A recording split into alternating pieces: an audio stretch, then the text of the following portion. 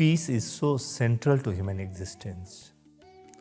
And also, it is the core foundation of a vibrant earth. We only have one earth, one planet. And this planet will live, sustain, thrive and grow only when there is peace.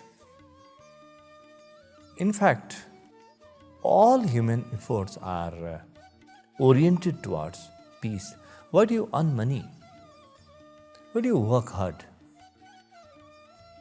Why do you do everything that you do right now?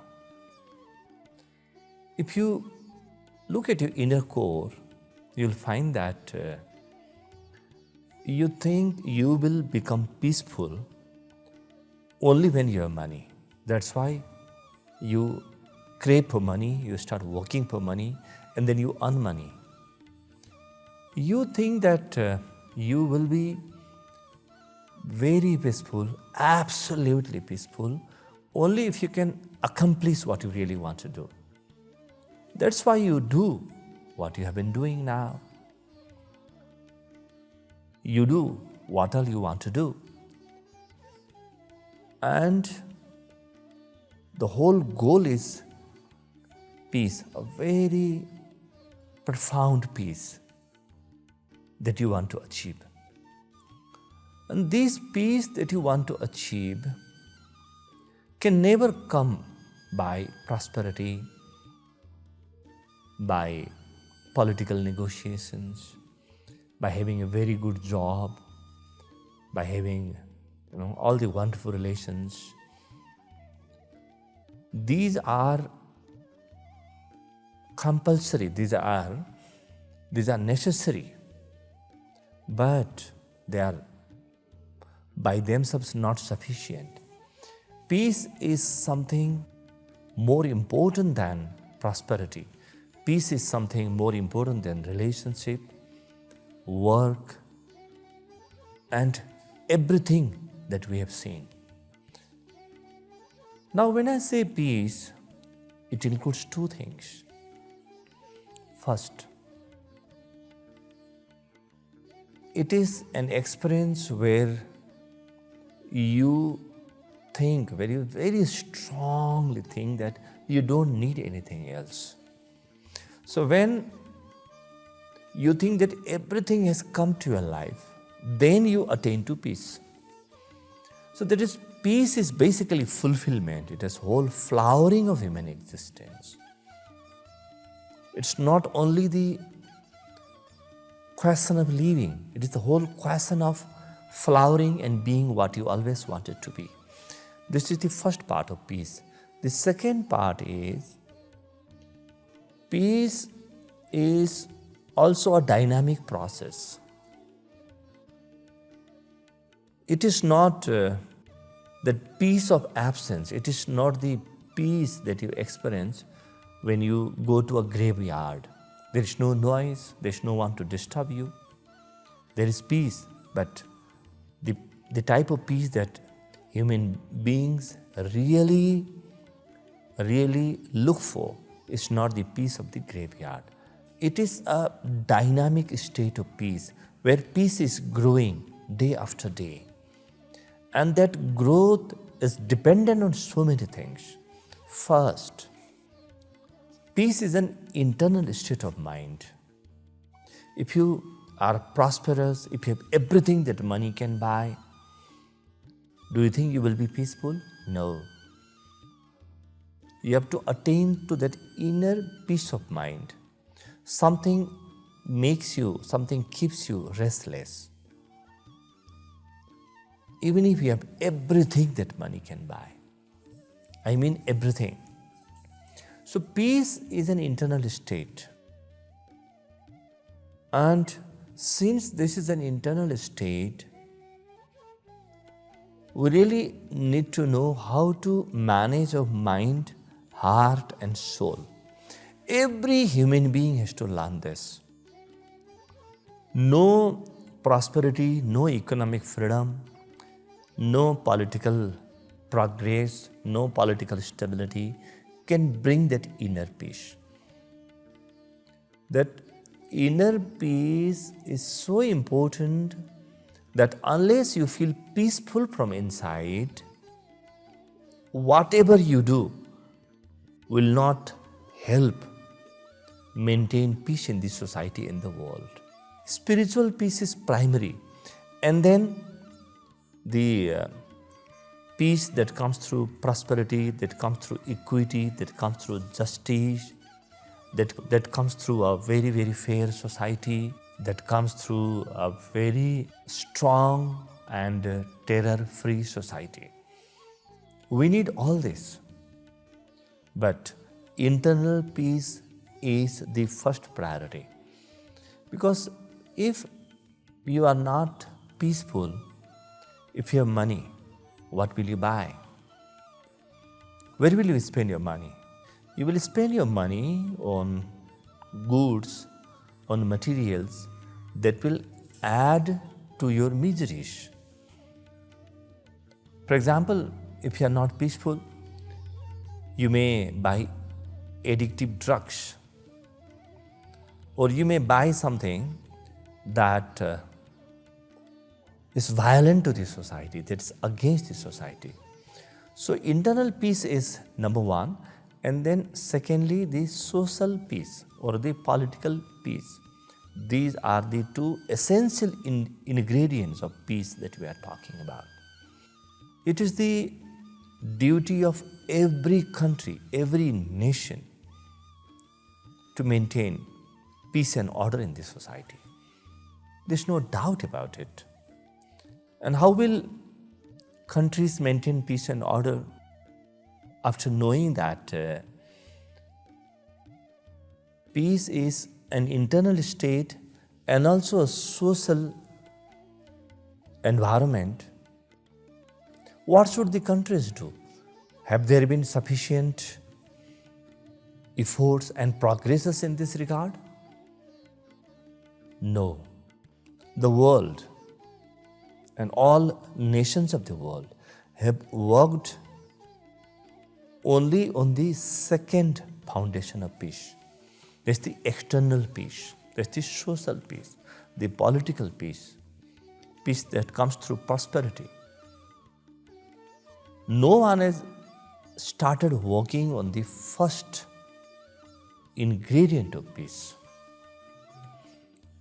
This is where meditation and spirituality come into play. Because only through meditation and spirituality can you attain to the inner peace. Now, if all the nations of the world want to maintain peace, they will have to learn spirituality and, most importantly, meditation as the core tool of spirituality. Meditation is non-religious. Meditation is non-sectarian, non-communal. Meditation does not belong to any group. Meditation is purely a scientific process. It doesn't belong to the East or the West. It doesn't belong to the Hindus or the Christians or the Buddhists or the Muslims or anyone.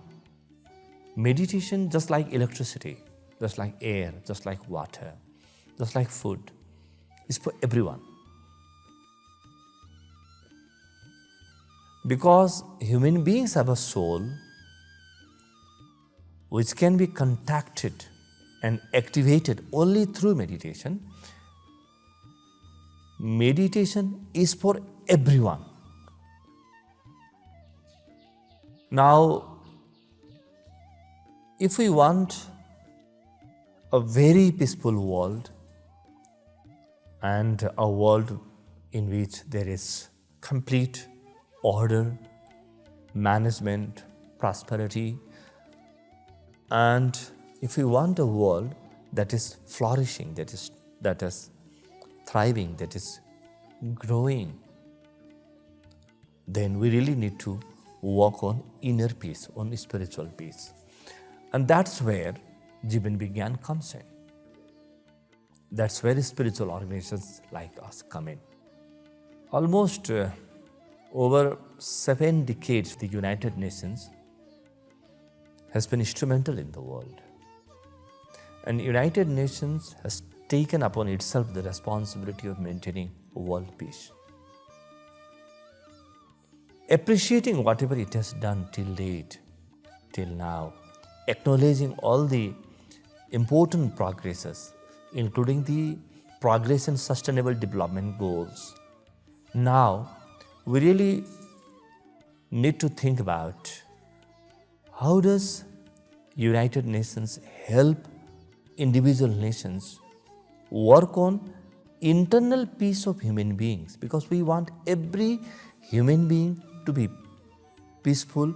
It is a sine qua non for world peace. Unless everybody is peaceful, how can we envision a peaceful society?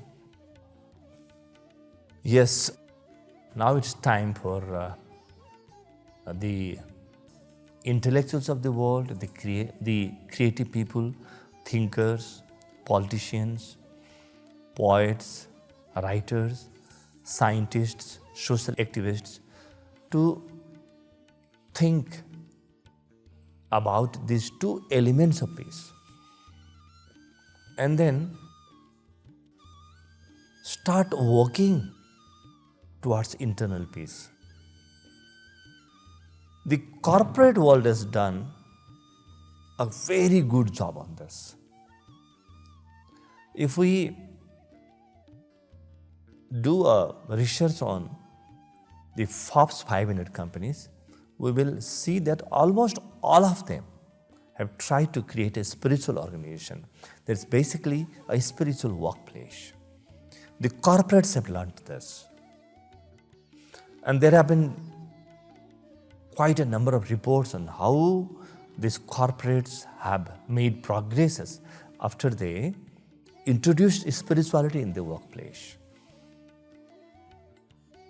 There are reports that say that the profits multiply, the loyalty of employees multiply, and then there is the satisfaction level in the organization, it multiplies. There are also researchers that say that the team members, the employees start becoming very healthy, positive, peaceful, and most importantly, resilient. This resilience is so important, a term that it has almost become a corporate buzzword now. We're talking about the resilient CEO, we're talking about the resilient employee, the resilient marketeer, and everything. Now, corporates and other people have introduced meditation in the form of mindfulness. It doesn't matter what you call it. It doesn't really matter what name you give. If we go to the core of meditation and start teaching meditation to every society and every person, very soon we will be able to see the world that we really want to see. That's where I see the role of United Nations and all the member nations of the world. It is the duty of each one of us, not just the spiritual organizations, to work on maintaining and creating internal peace of every individual. How do we do this? We can do this by starting to do this. There's no other way. We have to start doing this. Start from your side. Start from where you are. And take this as an urgency. Take this as the most important thing, because world peace is most important, and peace within every human being is again the essential for world peace. So start from where you are. Play a role in peace building. Play a role in creating a meditative family, a meditative society, meditative workplace. meditative community, meditative neighborhood, and of course, meditative country, and ultimately, a meditative and peaceful world.